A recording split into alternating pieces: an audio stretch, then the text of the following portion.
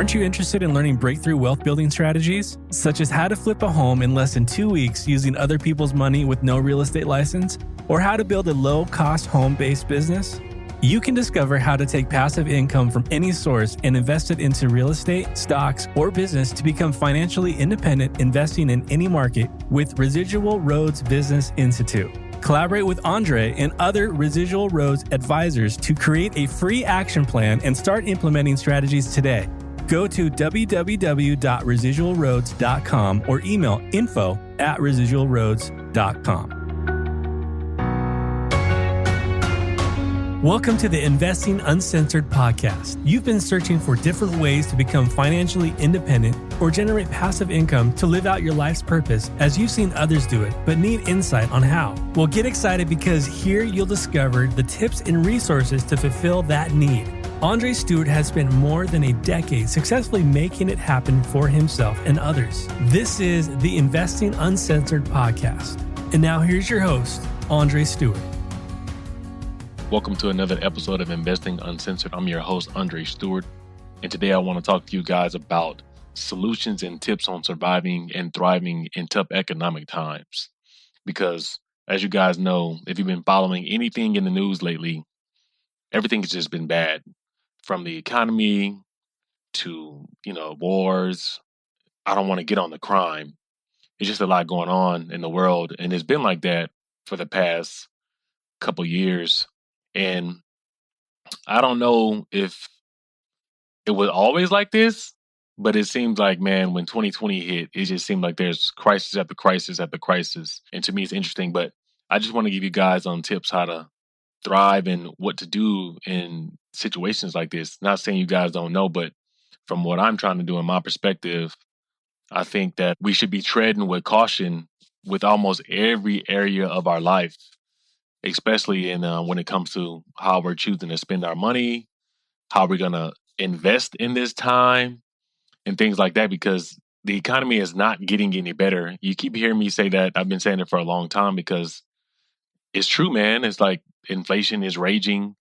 Interest rates are going up. And I think that a lot of people that are investing in the stock market right now are looking at these stock splits and being like, oh man, that's a good deal.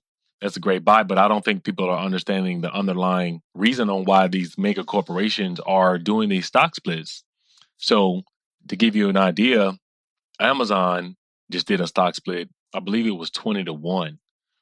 Amazon, as you guys know, you've heard me say it before, they haven't been making profit for a long time. You know what I mean? I think recently, maybe about a year and a half ago, 2 years ago, they finally started generating revenue. Prior to that, they were constantly raising funds or they were constantly in the negative because all the money that they got, they would just reinvest it into the business, or they had the ability to go out there and get loans and interest rates were super low. So you could do that. But I mean, if rates are, 6 or 7%, that means that these people are not able to get loans as cheap as they were before. So it's better for them to do a stock split because a person is willing to buy more shares at $100 versus buying one share at $2,000. So if you, do a stock split and you allow more people to be able to invest in your company, that's just giving you more money. Tesla did a stock split maybe 18 months ago, and they're doing another one, a 3-1. I think Tesla stock price is 700.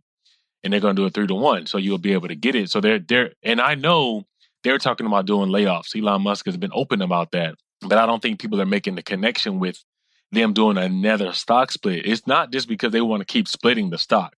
By all means, they're trying to raise more money because either they can't go out there and raise funds like they were doing before because they need the capital.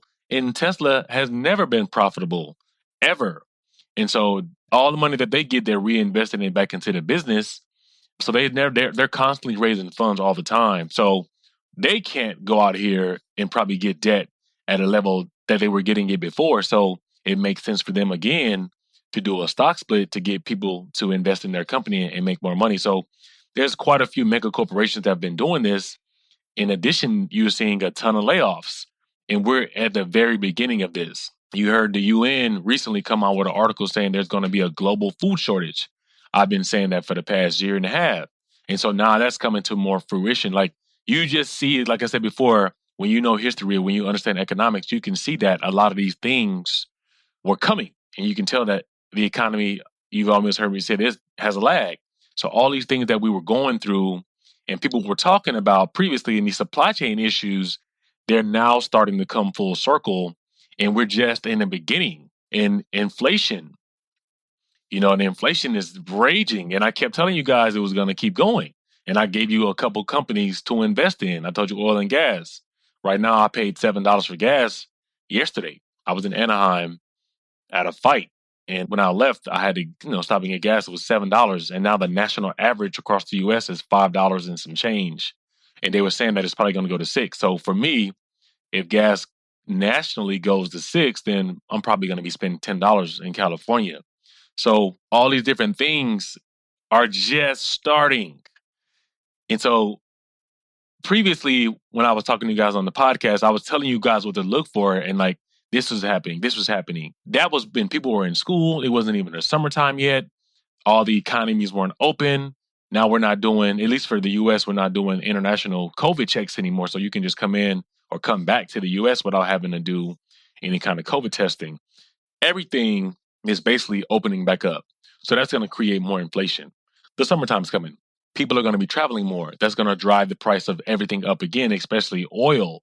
So oil typically peaks in May, but since there is, I want to say, pent-up demand because people weren't able to travel or do certain things, that's gonna take force in the next, I don't know, month. Is already going up. You know what I mean? The gas went back down in California to roughly around $5 for maybe a month.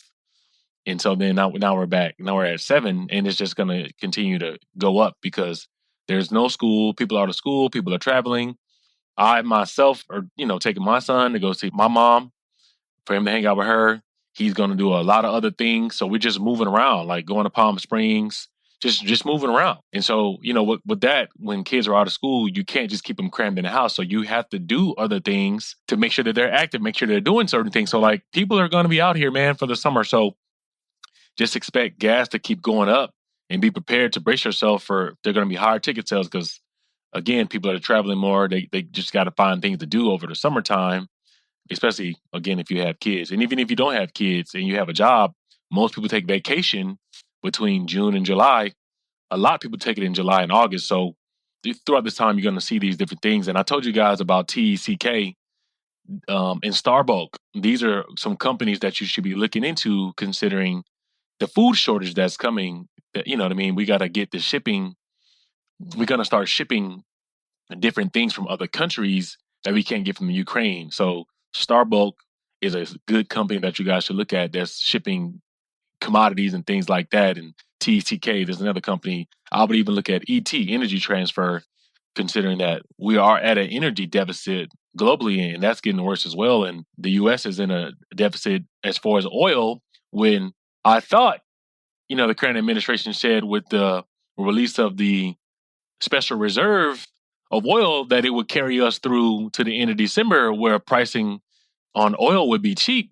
I mean, that was a lie. So now we've ran through the oil reserve that we had. So now that's depleted and prices are still high. So I don't know what they plan on doing. So with these things in mind, man, I think you guys should look at, again, what's going on in the economy. And if you are still trying to invest, I would invest in things like that. I would invest in companies that are going to be shippers of goods, or I would invest in countries like India cut off wheat shipping. They're like, we're not shipping out any more wheat to anybody. We're hoarding it. So the Ukraine with Russia, they got the Black Sea that is being blocked by Russia. They're not letting anything go out. That's going to create a more of a shortage because they're not letting anything flow through the Black Sea. And, Ukraine and other countries ship through that area. So that's why I like Starbucks, because I think Starbucks is based out of Italy. So you can get some of the goods that we're going to eat, we're going to get it coming from that region as well. So that's why I think you're getting into that company who's going to be supplying goods to other parts of the U.S. Because obviously in the U.S., we're not going to have as much of a food crisis as like Africa, Asia, and other parts of the world. But I mean, I went to the store the other day, and some people don't eat sriracha sauce, but there's a sriracha shortage. You know what I mean? That's something not that big of a deal, but that could be a big deal to someone. So I was in the store the other day when I seen that article, and there was literally one bottle in the aisle, and I'm like, man, I can get this bottle and sell it on eBay. So what I think you guys should do, I think you guys should start stocking up on certain things, because if you remember during the pandemic, the market, when you would go to the store, everything was out. And so if we get to the point of where we have extreme deficits, the government will, like they did it back in the day, they will enforce some kind of, I forgot what it's called right now, but you would only be able to buy a certain amount of things. And so you would be limited to the amount of items that you can purchase at the grocery store. And so like during the pandemic, at least in California, they were not allowing you to buy more than, I think it was like one roll of toilet paper or, 1 gallon of milk, things like that. So if they do something like that, I mean, the more goods you have in the house, obviously you'll be protected because you won't run out. But you could also put some stuff on eBay and sell it. Like a lot of people were doing stuff like that, man. I've seen a lot of people like selling toilet paper on eBay, and I'm like, hey, I hear you. So they're going to be a lot more price gouging. So I mean, and the cost of goods is going to continue to rise. And I can't think of that podcast that I did where I was talking about inflation being at like 9 or 10%, but we're at 8.6 right now. So it's going up. I think people were saying that it was going to come out at 8.3, that it was going to be unchanged. Yeah, right. There's no way. So I think by the time July gets here, because the 8.6 that we have, that's coming from May. So when they run the next numbers in July, it's going to be from June. And if gas just hit $7 in California, then obviously when the June numbers come out, it's going to be super high. You know what I mean? So I think you guys should start stocking up on a lot of different goods that you can have. If you don't have space in your house, figure out how to create space, or go out there and get a storage unit, a small storage unit at like public storage couldn't be no more than, $100 or maybe less than that. But it could be worth it. It could be worth it if you get supply and a lot of things and you can stock up on it and you can sell it on eBay. So that's one way to hedge inflation, because you basically now create a small business, kind of, in essence. So I think you guys should also think about starting a business. Like Uber was started during the last recession. A lot of companies that are successful now started during the recession. Tesla was started in the 2008 recession. And look at Tesla. So if you guys do your research on that, you will see that a lot of companies do start in a recession, because a lot of ideas are formed in that time frame. And this is going to be different than any other recession that we've had, because of the amount of debt that we have, the supply shortage that we have, the amount of money that's in circulation. Like there's a lot of reason on why this is going to be a different recession. And so I think you guys should be creative and come up with an idea or a solution for what's going on right now, or what you can see in the future. So that's kind of what businesses do. Businesses come up with solutions for things that they foresee. Like for me, for instance, InvestFar, in the last recession, I learned how the housing market worked. Also me, working at the bank, I understand how housing works in the financial system. So I knew that me creating a platform like InvestFar made sense, because if you have ever sold your house before, nobody wants to pay 15 or 20 grand just to sell their house. So with me creating that platform where there's zero commission, more people are going to want to sell their house on InvestFar later on, because they get to save that 20 or 30 grand just for selling their house. Like, I don't think people should be paying that much money, especially if your house is more expensive, like everyone's house is now because of inflation. You got to give up $30,000 to $40,000 just to sell your house. That doesn't make sense to me. So I also knew that there was going to be a lot of people in foreclosure. And so I created that platform for that as well. So, we get a lot of off-market properties from people that are going into pre-foreclosure. So if we get these houses under contract, we can help these people sell these houses and keep more of their money before they even go into foreclosure. So I saw that coming as well. And that ties back into the book, The Real Estate Investing Diet. I seen all of this coming because I paid attention to the last recession. And so the Real Estate Investing Diet breaks down how to find these people that are in pre-foreclosure and help them out before they go into foreclosure. It also breaks down different exit strategies, depending on the economic cycle that we're in. And right now, the book really highlights what to do in this economic cycle. We're out of the fix and flipping stages because who can buy a house because interest rates are so high. So me seeing all these different things, I was able to come up with those ideas, and they're good businesses, and they're going to be way better throughout this next 2 to 5 years because of the current economic cycle that we're in. So me seeing that, that's what I mean. So start a business based on what you can foresee coming out of the environment that we're in, or what kind of solutions you can come up with in the current environment. And that goes back to me saying, I mean, you go out there, I'm pretty sure like Costco and Sam's, I mean, they just had a surplus of stuff in their warehouse. And so they came up with the idea of doing something like Costco and Sam's. I mean, Walmart came from, Sam's came from Walmart. So obviously he had the idea of doing something like that. So, I mean, what would be the difference between you guys stocking up, getting a public storage unit and putting stuff in there and selling it on eBay? eBay is a business. I mean, you can run it like a business if you want to, or you can run it under your personal name, but why not do something like what I'm saying and turn it into a business? Amazon is the same thing. Amazon is a wholesaler's marketplace. These people are getting these products from China and are selling them on Amazon. So it's in essence, basically what I'm saying you do if you know that we're coming up on shortages of different things. There's a business right there that you can do. And you know that this is going to get worse. Like I said, we're in the beginning stages and the war in the Ukraine is still going on. So this food shortage is going to be a thing as long as that war is going on. Considering the supply chain issues, it's just going to continue. Like, who knows how long this thing can last?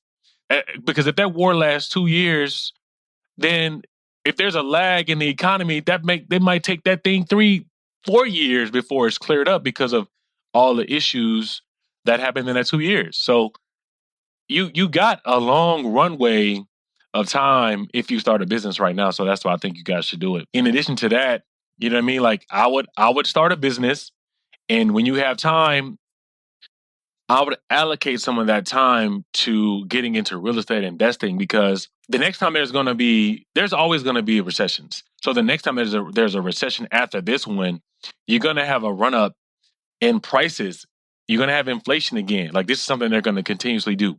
So there's going to be a correction in the real estate market of about 30 to 40%, depending on the market, because all areas didn't get inflated as much as some. So if you get the real estate investing diet, it's going to break down different strategies. I think the pre-foreclosure strategy is the one that you guys should be looking at right now. Foreclosures have increased 157% in the last 2 months. That is just going to continue. The more that the economy gets worse and worse, people are not going to be able to afford their houses. Like, if gas goes to $6 nationwide, that's going to be a problem. Even if you had a job, you're now spending an extra $200 or $300 a month on gas alone. If food keeps going up, I mean, so now you got $300 in gas alone, and then you got to add another $600 in food. If you don't get a raise, and even if you got a raise of $1 or $2, that's only going to give you maybe an extra $200 a month annually. You know what I mean? So if you get $200 a month and your expenses went up $600, something's not going to work. Like, you can't pay something. So are you going to try to pay to survive, or are you going to pay the mortgage? Like, which one are you going to let go? So I think some people might not even have the option on what they can choose from. So I think you should worry about getting pre-foreclosures, because in addition, you can get these houses and you can keep these loans in place.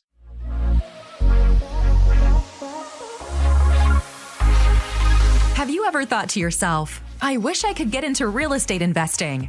You can change this as quickly or as slowly as you want to now.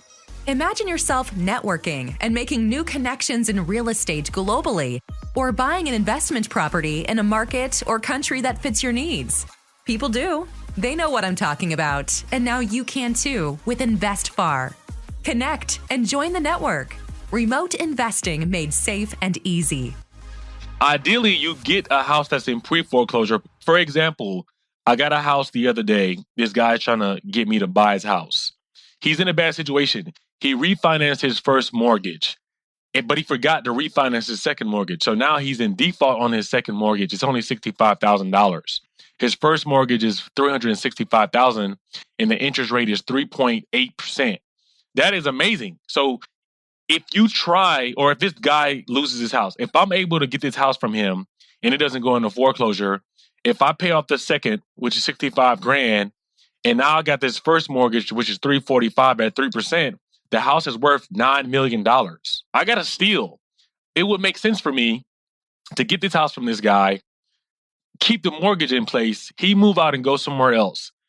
That saves him. He can possibly get a house in the next 7 years. But now, if I keep this loan in place, I got a $345,000 loan at 3% interest with a super duper low monthly payment. I could take that house and I can rent it out to somebody else.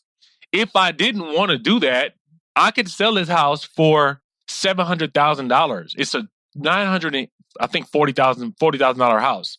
Even if I sold it for $700,000, I'm still gonna come out at $250 or somewhere in the area. I'm still gonna make a lot of money.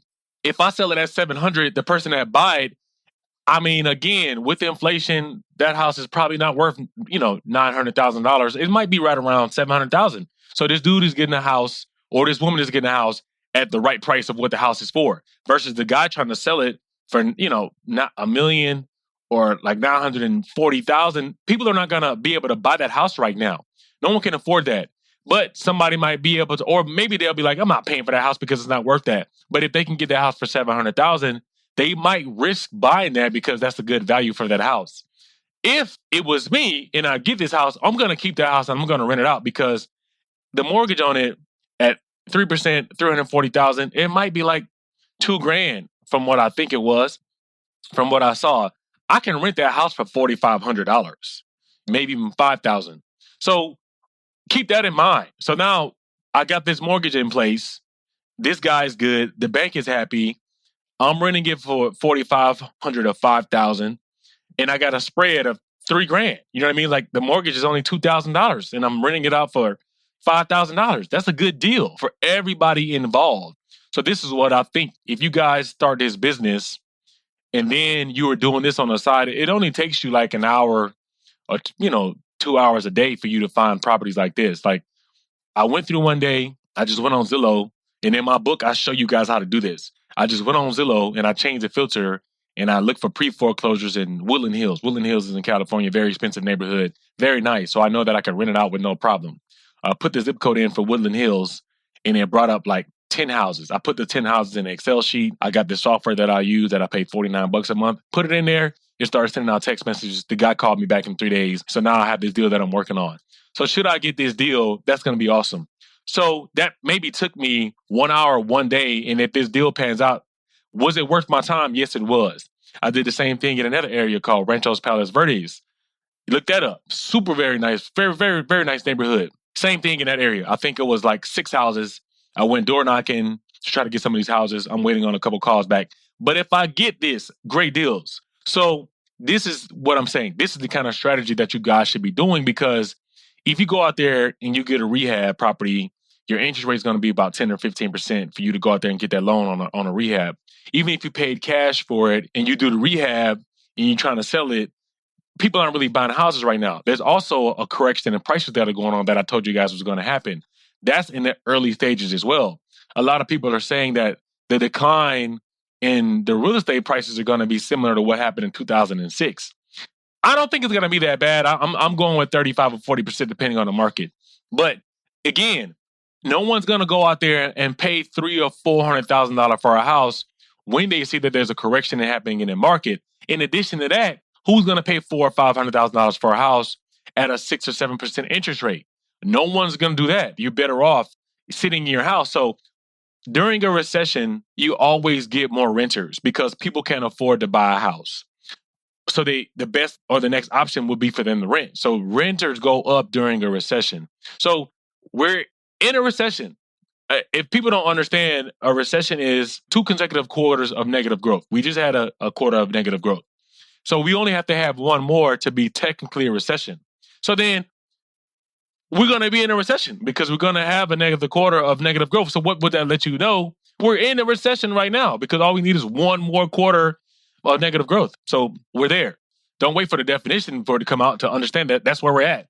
So you got to understand that if I were to get this property, that would be a good deal because, again, I don't even have to rent it out for $5,000. If I got a spread at $2,000, I can rent it out for $35,000 or $4,000 and still come out to the good.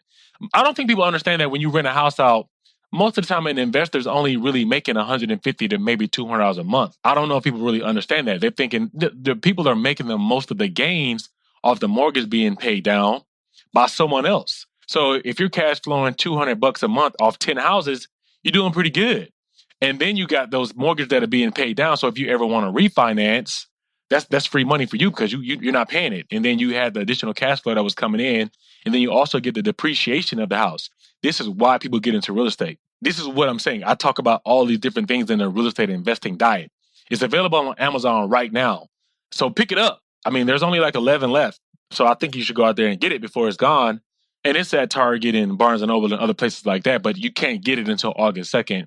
But on Amazon, you can get it right now. So we're in the early stages of what is happening in the real estate market. By the time October gets here or December, we're going to be full blown because if gas is going to be $6 nationwide and prices are going to keep going up, yeah, I mean, the effects are going to start to be felt maybe like 4 or 5 months from now because this is going to catch up. People's savings rate have decreased. So this is kind of how I will be navigating right now in this current environment. In addition to that, I would probably start cutting back on my expenses. If you don't need Netflix, or if you're watching Netflix once a week, I mean, why just cut it off? You know what I mean? It's not serving you any purpose to pay that extra $13 to $14 a month. You know what I mean? Do that times 12. And I mean, that's still a decent amount of money you could be saving.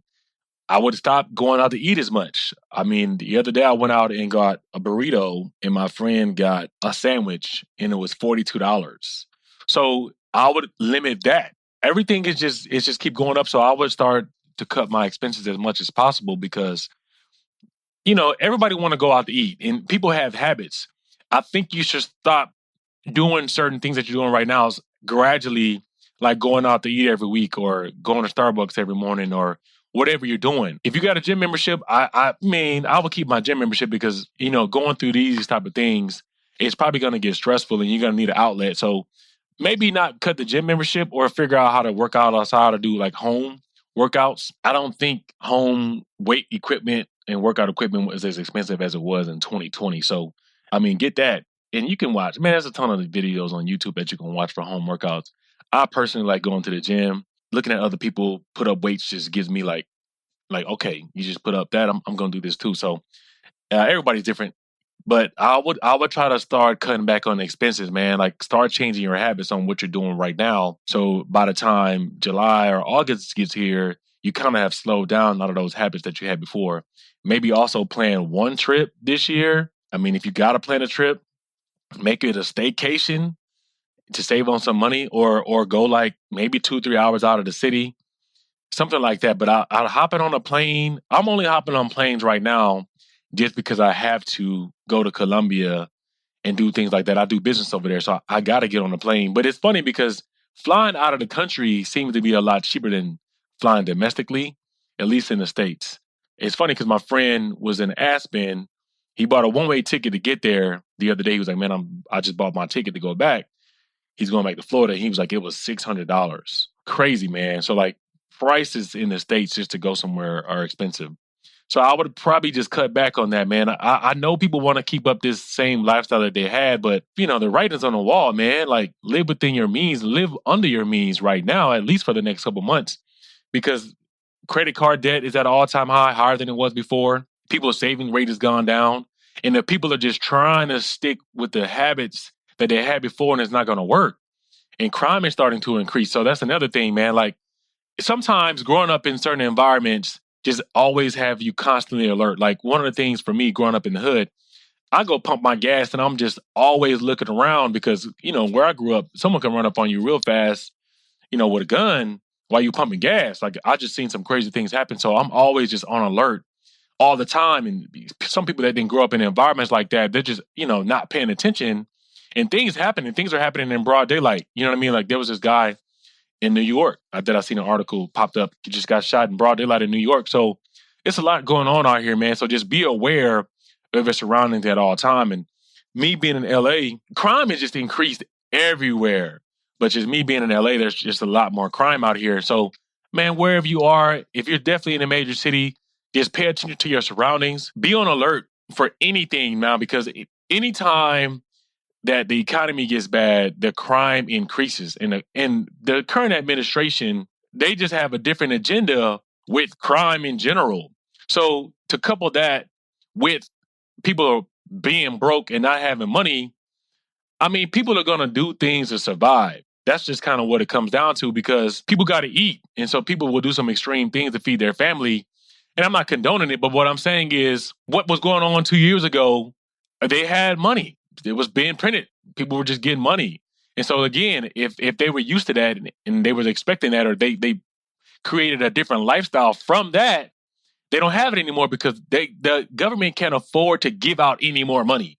So I don't foresee them coming out and saying, hey, we about to do another stimulus, because as far as they're concerned, the economy is super hot, which is not. You know what I mean? It's hot as far as crime goes, that's for sure, but it's not booming like they're saying. If that was the case, we wouldn't, like I said, have these major corporations doing these stock splits. We wouldn't have people decreasing their savings or that happening, and they wouldn't be out here forgiving $5 billion in student loan debt. There's a lot of things that just don't make sense with what they say. So, guys, I think pay attention, man. Pay attention to what's going on around you at all times. This guy was delivering DoorDash. This is in San Diego. This guy was delivering DoorDash, and this guy went to the door. She just came, a woman in a black dress, hopped in this guy's car and took off. And she took off and ran into a store. Now that stores got to close down. Broad daylight, she just hopped in this dude's car, ran into a building, hopped out and tried to run off. And, a couple bystanders, happened to see her. But it's just stuff like that.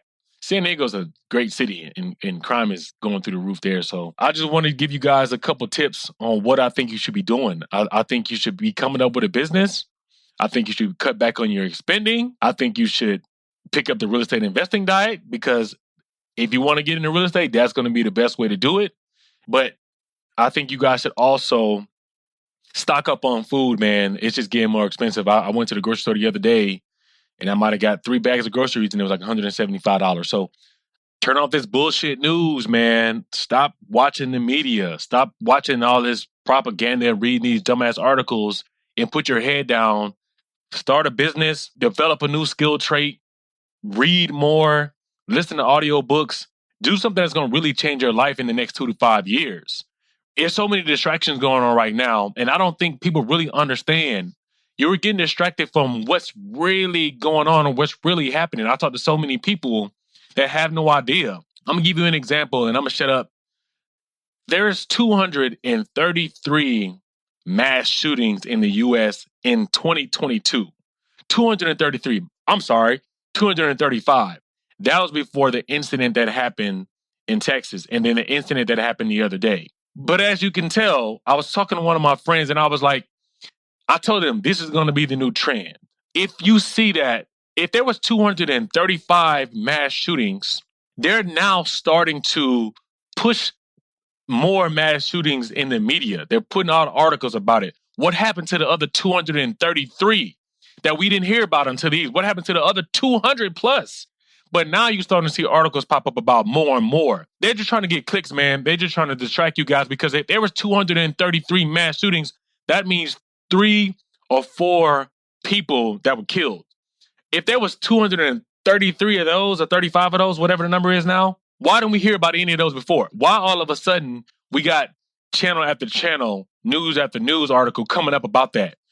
Yeah, man, they're just trying to distract people from what's really happening out here. And that's that this economy is about to blow up. And then people are going to be in probably a depression. And they don't want people thinking about that. They want people thinking that everything's good out here. So I'm telling you guys, stop, man.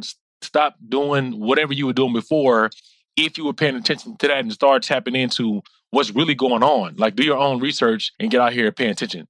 So I'm just pissed off that I just talked to so many people and they have no idea what's going on here. I'm not saying that's what you guys are doing, but I just meet so many people and they're like, oh, really? It's like, what are you doing? And they got this whole woke movement. Nobody is fucking woke. Nobody is. As much as they want to say they are, they're not, man. If I go out there and I talk to 15 people or 20 people, and out of that 15 or 20, only 1 or 2 know what's really going on, that whole woke movement is not real. I mean, they can say that to push whatever agenda is going on, but man, pay attention. Y'all need to get out here and really get off mainstream media and look at some people. People on YouTube, if they're not putting up charts that back up what they're saying, or if they're not putting up different articles that you can probably go and do your own research on, then I wouldn't listen to them. If you got people up just running their mouth, talking about different things, I wouldn't trust it. Even with me, go Google anything that you hear me saying and see if it's factual or not. And if it's not, then don't listen to the podcast anymore. But I'm telling you guys, stop listening to this bullshit that they're telling you and start focusing, man. Put your head down, get into what you got to get into to make sure your life is different, and cut people out of your life. I mean, if you got to be alone in your room, man, do it. If you got to be by yourself doing what you got to do, then cut people off. This is the time where that needs to happen. I can't stress that enough. That's what you guys need to be paying attention to, not trying to go to SeaWorld or Universal Studios or some dumb stuff. Like, it's cool to have fun, but this is not the time to be having fun. I can't stress that enough. If you look at what's going on in the global and the world economy, you need to be paying attention. But anyway, guys, that was my rant. That's just my advice on what I think you need to be doing to get through this and come out on the other side of this and be a millionaire or possibly even a billionaire in 10 years, if that's what you want to do. I just wanted to hop on here and give you some solutions and tips on surviving and thriving in tough economic times, and that's what I think we're in. So I hope you found what I was saying useful and interesting, and you put some of it into action. All right, guys, see you in the next episode. Take care. Bye. Aren't you ready to start a business or grow your real estate investing portfolio? If you answered yes, allow Andre and the expert advisors at the Residual Roads Business Institute to fast track and put you on a path to full-time investing. The greatest transfer of wealth in our lifetime is occurring over the next few years, and you can take advantage if you know what to look for. In order to be successful at real estate investing, you need to learn how to leverage your current resources to generate quick money, big money, and retirement money. Let Residual Roads advisors craft a plan to get you through these phases using little or no money in 6 months or less. Don't wait for a job. Create one for yourself and others. Go to residualroads.com for mentorship, and for our free course, go to residualroads.thinkific.com.